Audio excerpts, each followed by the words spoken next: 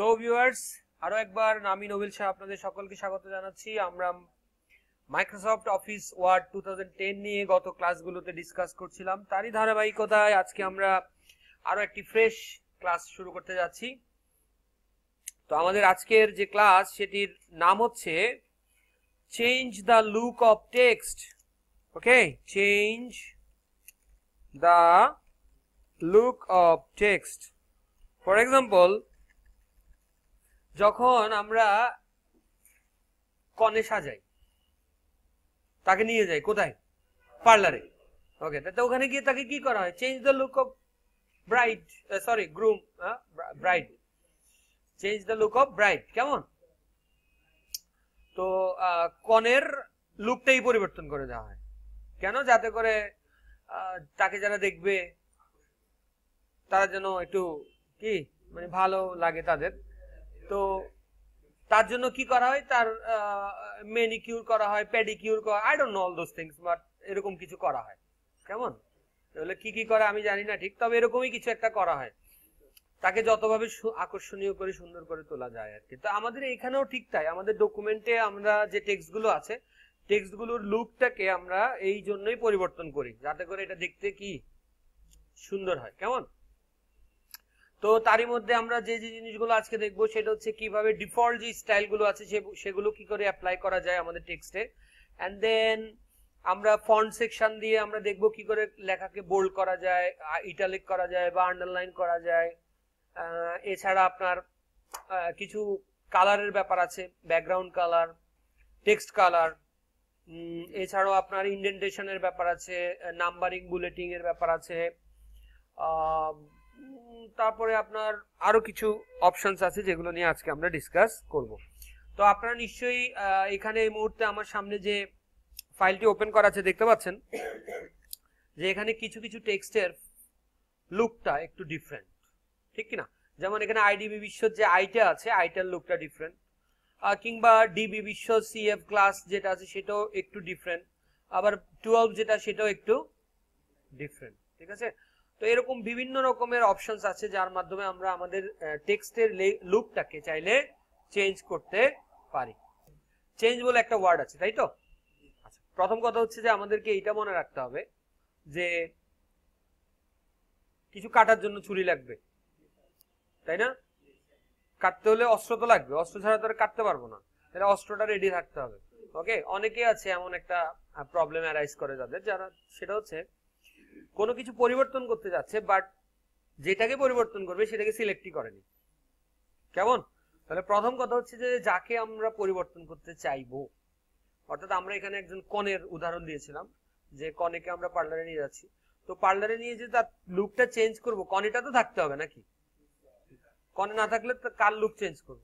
তো ঠিক তেমনি ভাবে এখানেও ঠিক তাই, আমরা কোন একটা টেক্সটের লুক চেঞ্জ করতে হলে অবশ্যই তাকে আগে কি করে নিতে হবে? সিলেক্ট করে নিতে হবে। তো আমি একটু সিলেক্ট করে নিই তাকে। সিলেক্ট করার জন্য আমরা গত ক্লাসে দেখেছিলাম একটা ওয়ার্ডকে সিলেক্ট করার জন্য কুইক হয় কি? Double click. তাহলে একটা ওয়ার্ডের গায়ে ডাবল ক্লিক করলে সেটা সিলেক্ট হয়ে যাচ্ছে। এবার আমরা চলে যাই যে কিভাবে আমরা using quickly formatting text, quickly কি করে আমরা টেক্সটকে ফরম্যাট করতে পারি। টেক্সট ফরম্যাটিং কথাটার মানে হচ্ছে আসলে ওই যে বললাম লুক চেঞ্জ করা, অর্থাৎ বাই ডিফল্ট কিন্তু তার একটা ফরম্যাট থাকে, অর্থাৎ বাই ডিফল্ট তার ফন্টের স্টাইল কি হবে বা তার ফন্ট কালার কি হবে, এগুলো বাই ডিফল্ট একটা কিন্তু থাকে, ঠিক কিনা? তো তার বাইরে আমরা যদি চাই যে তার লুকটাকে অন্যরকম করবো, একটু ডিফারেন্ট করে দেবো, তার জন্য আমরা চাইলে কি করতে পারি? এই কুইকলি ফরম্যাটিং টেক্সটের আমরা সাহায্য নিতে পারি। কুইকলি ফরম্যাটিং টেক্সটের মানে হচ্ছে প্রিডিফাইন্ড কিছু স্টাইল অলরেডি সেট করা আছে, প্রিডিফাইন্ড, ওরা আগে থেকে করে রেখেছে, আপনি জাস্ট ওখানে ক্লিক করলেই এটা চেঞ্জ পরিবর্তন হয়ে যাবে। অর্থাৎ আমাকে আলাদা করে কালার করতে হবে না, আমাকে আলাদা করে সেই ইটালিকের প্রয়োজন, আমাকে ইটালিক করার প্রয়োজন নেই। আমি হয়তো বোল্ড করতে চাচ্ছি, আমাকে আলাদা করে বোল্ড করতে হবে না, ওখানে স্টাইল আছে, স্টাইলগুলোর যে কোনো একটা সিলেক্ট করলে আমার টেক্সটের স্টাইলটা এক একবার এক এক রকম হয়ে যাবে, ঠিক কিনা? তো আমরা কুইকলি ফরম্যাটিং টেক্সটিং এর জন্য আমরা একটু খেয়াল করলে আমরা দেখতে পাবো আমাদের যে হোম ট্যাবটি আছে, হোম ট্যাবের আন্ডারে আমাদের যে গ্রুপগুলো আছে তার মধ্যে একটা গ্রুপ আছে ডান দিকে দেখতে পাবেন স্টাইলস গ্রুপ। কেমন? স্টাইলস গ্রুপ, এই যে আমি মাউসটা নিয়ে গেলাম স্টাইলস গ্রুপ, দেখতে পাচ্ছেন নিশ্চয়ই। আচ্ছা, এবার দেখেন এখানে যে স্টাইল গুলো আছে প্রত্যেকটা কিন্তু আলাদা আলাদা, এবং আপনি মাউসটা ওভার করলে বুঝতে পারবেন। মাউসটা যার উপরে নেবেন আপনার দেখবেন আপনার যে টেক্সটটা সেটা চেঞ্জ, লুক কিন্তু চেঞ্জ হচ্ছে। যেমন কোথাও নিলে কালার হচ্ছে, আবার কোথাও নিলে কালার নেই, ঠিক কি না?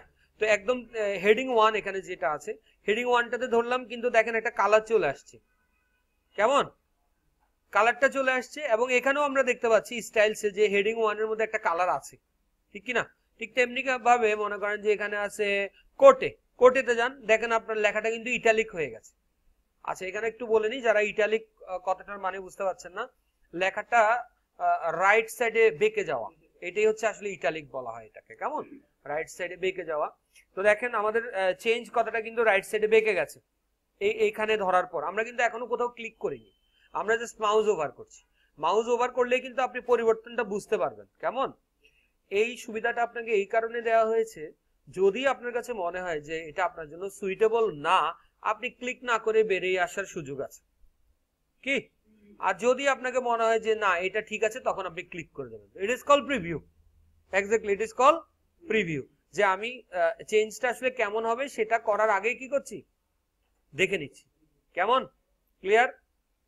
আচ্ছা, তো ফর এক্সাম্পল আমাদের এখানে বলেছে যে আমাদেরকে সে আমরা বলছি এমফাসিস, এই স্টাইলটা আমরা এই লেখাটার উপরে অ্যাপ্লাই করব।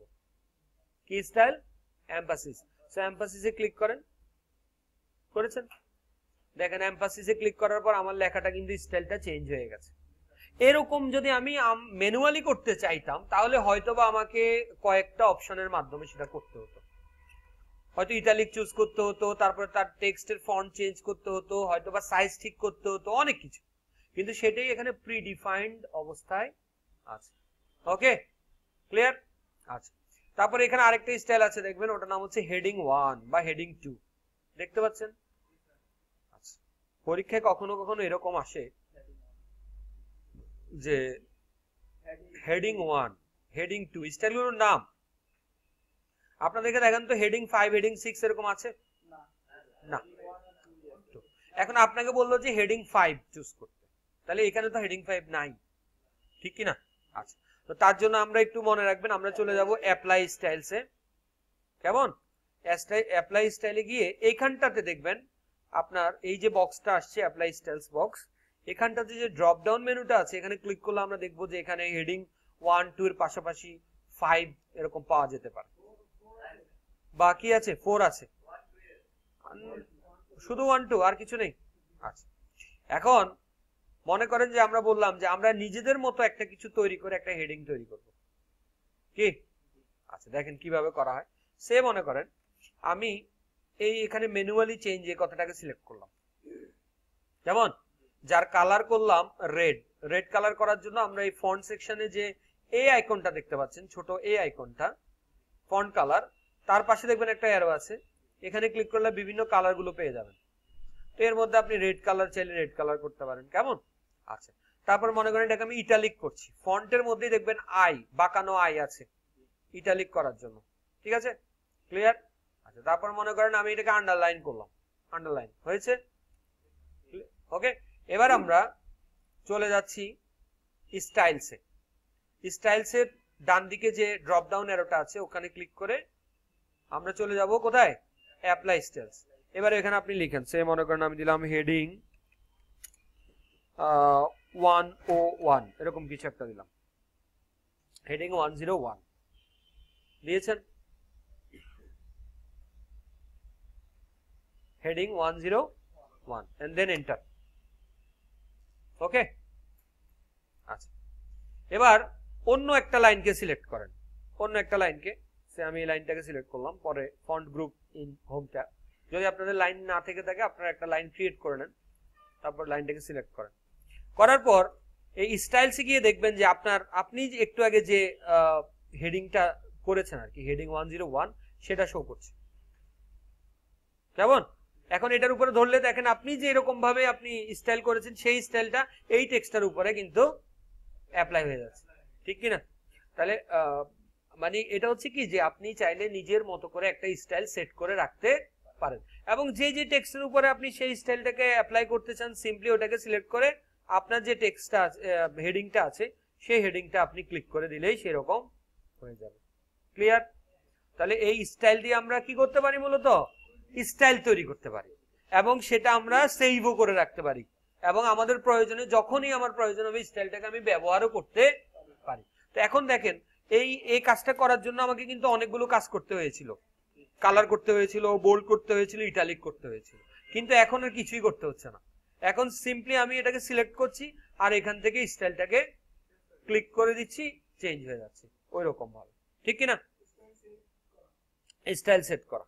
আচ্ছা, এছাড়া ডান দিকে দেখবেন আমি এখান থেকে কিছু অংশ সিলেক্ট করলাম, ডান দিকে আরেকটা অপশন আছে চেঞ্জ স্টাইলস, পেয়েছেন?